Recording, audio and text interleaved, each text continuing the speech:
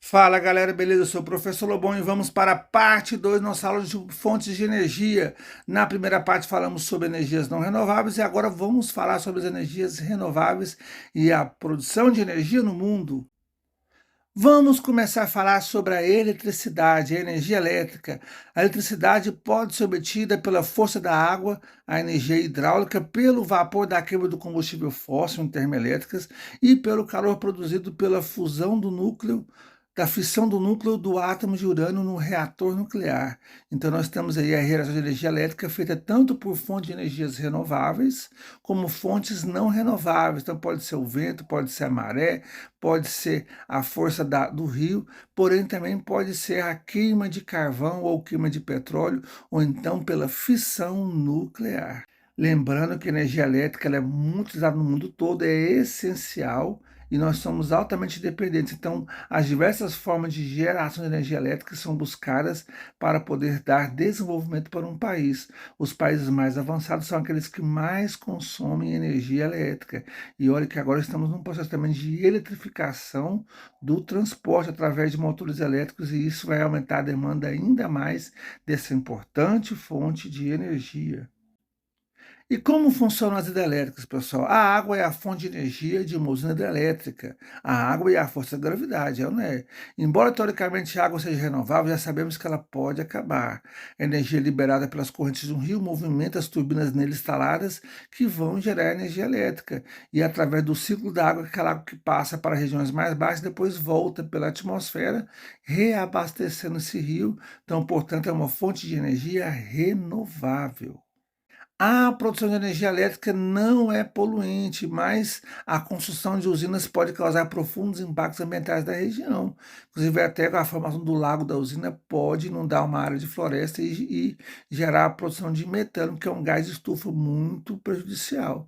Então, na produção de energia hidrelétrica não é poluente, porém, quando você vai construir a usina, você pode gerar grandes impactos ambientais. Olha só aqui, por exemplo, uma imagem, né, de uma usina hidrelétrica, mostrando aí uma barragem, né, e a grande força da água que vai movimentar, então, a energia mecânica da água depois vai ser transformada em energia elétrica.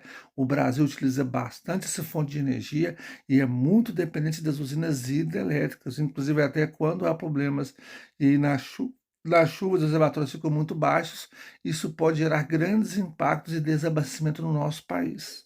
Mas nós também podemos obter energia elétrica através das termoelétricas.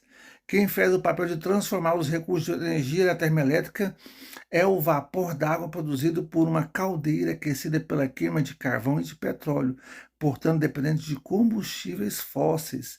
É uma fonte de energia muito poluidora, lançando bastante dióxido de carbono na atmosfera. Então, as termoelétricas você vai queimar um combustível fóssil e esse calor vai gerar altas temperaturas e vai evaporar a água vai dilatar e vai movimentar uma turbina, então você vai ter energia térmica gerando movimento e o movimento gerando é, energia térmica gerando movimento e o movimento gerando energia elétrica. Lembrando que eu posso também utilizar como queima algum combustível alternativo. Ao invés, por exemplo, de queimar o carvão mineral, eu posso queimar a biomassa. Através de queimar o gás natural, eu posso queimar o biogás, né, o metano que vem da decomposição. Então, eu posso também utilizar o biodiesel. Então, tem como você utilizar termoelétricas de combustíveis alternativos e assim gerar um impacto menor para o meio ambiente. Então, você vai ter aqui uma caldeira com uma panela de pressão, né? E a queima vai gerar um vapor d'água. Esse movimento vai, né, fazer com que a turbine gere energia elétrica.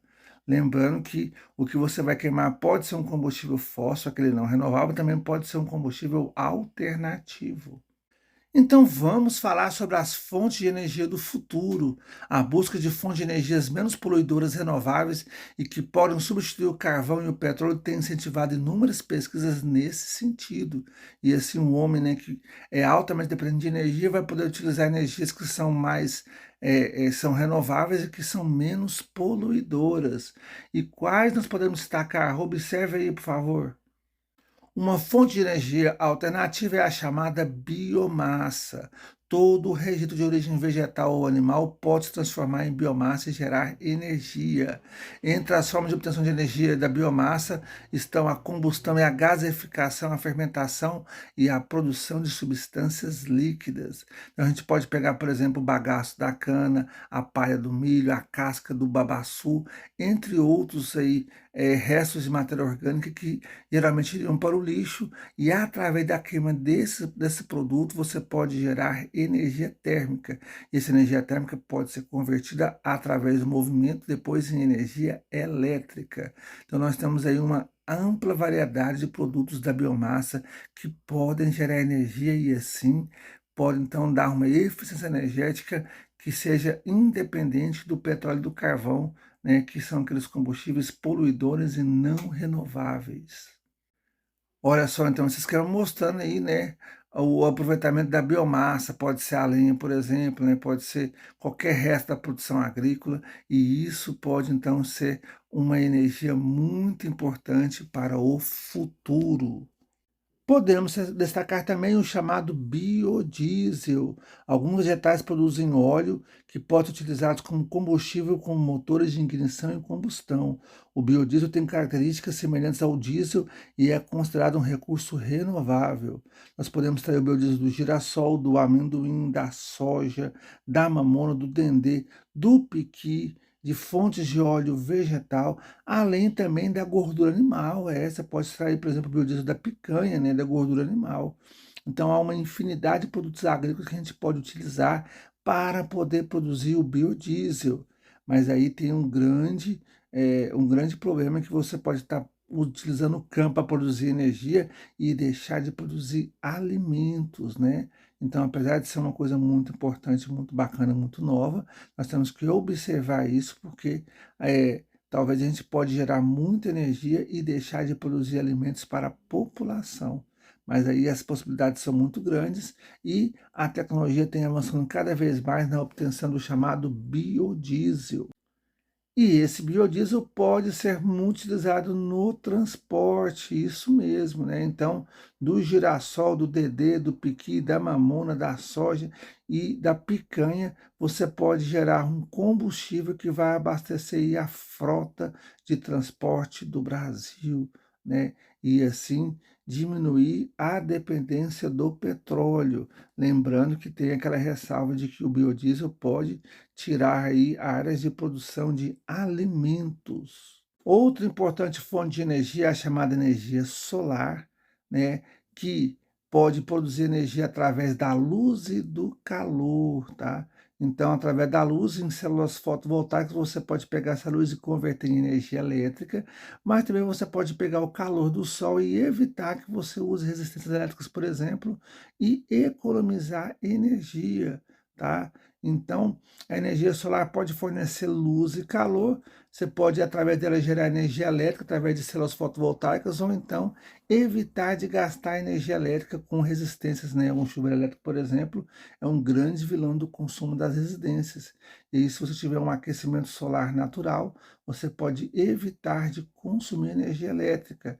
A energia solar é muito importante e o Brasil é um país muito extenso e com grande insolação e deveria aproveitar mais essa fonte de energia que a natureza nos deu. Somos um país tropical, não é? Então, olha só aqui mostrando só a célula fotovoltaica que vai gerar energia, né, através da luz solar.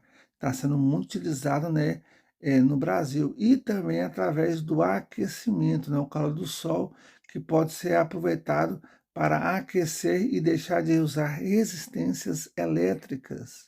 Outra fonte importante é a energia das marés ou a força maremotriz. Você pode pegar a força das ondas ou então da variação da maré.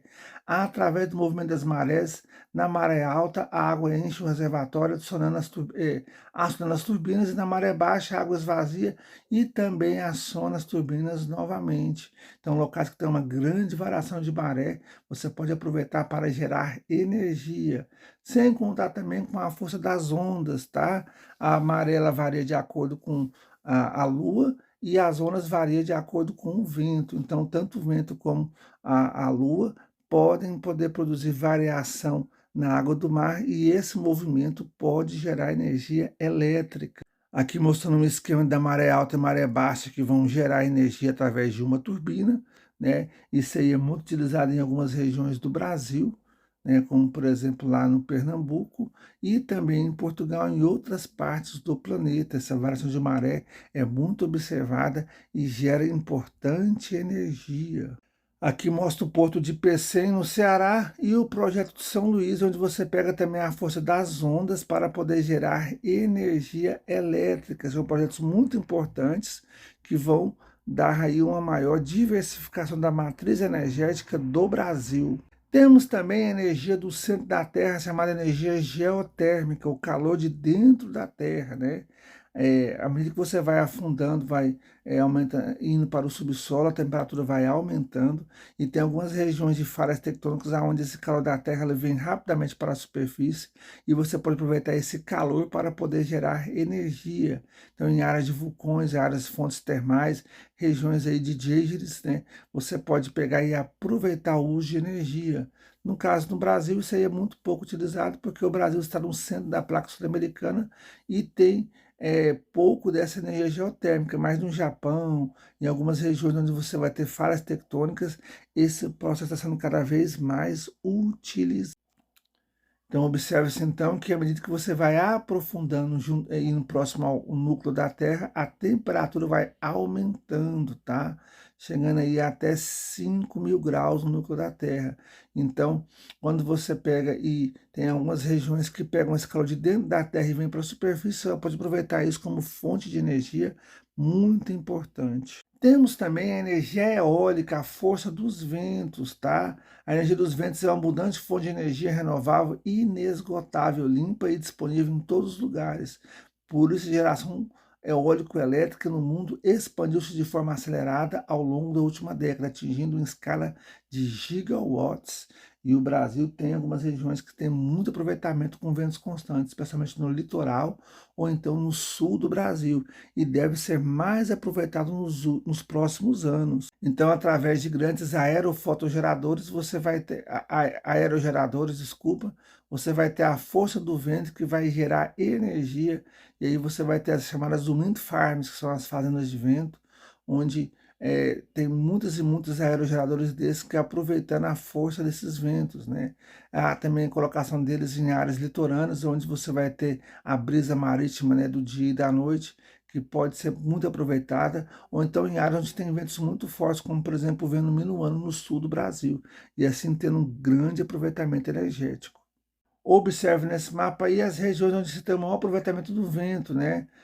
Pode ser no litoral do Nordeste do Brasil, pode ser também uma parte no sul do Brasil, e algumas áreas específicas aí, por exemplo, no sertão nordestino. Então essas áreas têm um grande aproveitamento e a força do vento pode gerar muita energia para o país, né? O Brasil, infelizmente, utiliza pouco essa fonte que Deus deu, mas tem aumentado e isso vai gerar, então, uma grande variação e diversificação das fontes de energia no nosso país. No Rio Grande do Norte, tem 3 parques eólicos a serem instalados, tá? Com uma produção de 580 mil megawatts anuais. Essa é quantidade suficiente para assegurar o fornecimento de energia elétrica a mais de 100 mil casas e reduzir ao mesmo tempo as emissões de dióxido de carbono em 300 mil toneladas por ano. Muito obrigado por você acompanhar essa aula até o final. Uma aula muito importante para fontes de energia. Acompanhe as atividades. Um abraço do professor Lobão.